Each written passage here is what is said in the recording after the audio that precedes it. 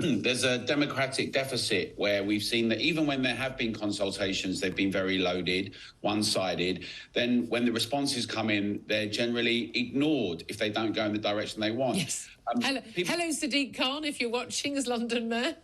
Exactly. And we've also just seen that Oxfordshire County Council suppressed a report prior to the end of the consultation that didn't go the way it wanted to, and had told the Department of Transport, and we should remember, Julia, that this is actually funded by central government as well. We've been campaigning to have Mark Harper and the Department of Transport stop this now because of the damage to small businesses and also to residents.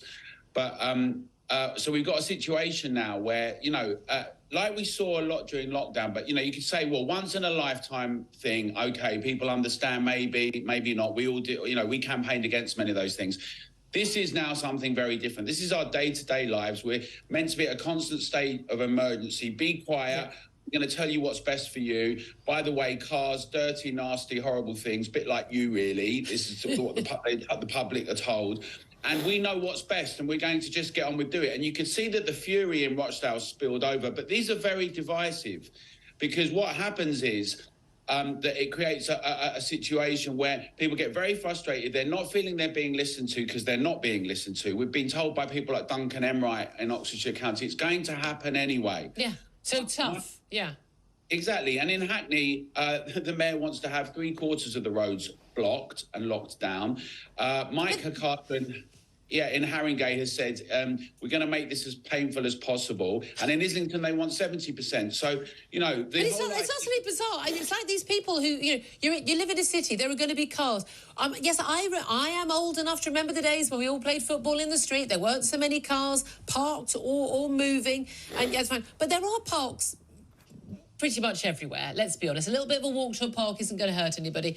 And people need to get about. This idea, as you say, that not only are human beings a virus and a blight on this planet, but that cars are the work of the devil, people don't seem to realise. And these are the same people, by the way, who are quite happy to have, Deliveroos and Uber Eats and have these people, cycling around. But how do they think the food got to the place where it was being made in the first place? It is quite bizarre, isn't it? It's this idea that we're going to have this somehow pre-industrial idyll in the centre of our cities, and it's all going to be wonderful, ignoring the fact that a lot of people need to use their cars, whether you're disabled, whether you've got kids, whether you're just, you've got a long way to get to work, whether you've got to get 2 kids to school and then to work. Oh, yeah, what a joy that drive is in the morning. Delivery drivers, plumbers, electricians, gardeners, people who do... Loads of people need to actually have, their vehicle with them. They can't carry it all on the bus if there was a bus service that covered that route anyway. But this is the bizarre thing, isn't it? It's this idea that a total and utter disconnect for the people making these decisions from the people who have to live with these decisions. Absolutely. And the feudal deal was not an ideal. People had to pay toll charges to move around. We've never agreed to give up our mobility. We never had a referendum on that. The whole notion that somehow we have to explain why we want to have a car is preposterous. And so the thing is that what we're saying it together is people should get involved locally, regionally and nationally and challenge. We're committed to getting the public to be at the heart of urban policy, urban plans. That means housing, transport, development, what local authorities and government used to do, actually, provide services rather than tax and impose again and again and again. But also, can I say, these are local councils say, we can't pick up the bins every week, so we haven't got the money. We can't provide all the social services. We can't fix potholes in the street. But we have got the money to spend. And it's not like they've gone to Homebase and bought like a little plant where they're spending tens of thousands of pounds on these things and all the signage. They're paying people a fortune to do this work. They've got the money for this stuff when they want to, even though it's not actually demanded. Tell us quickly, because you were such a fantastic campaigner when we were talking about vaccine passports and trying to make sure that people got their freedoms back. Based, this nonsense. It was the science was keeping us safe. Absolute load of nonsense. We've seen, haven't we, from the WhatsApp messages that Matt Hancock was involved in.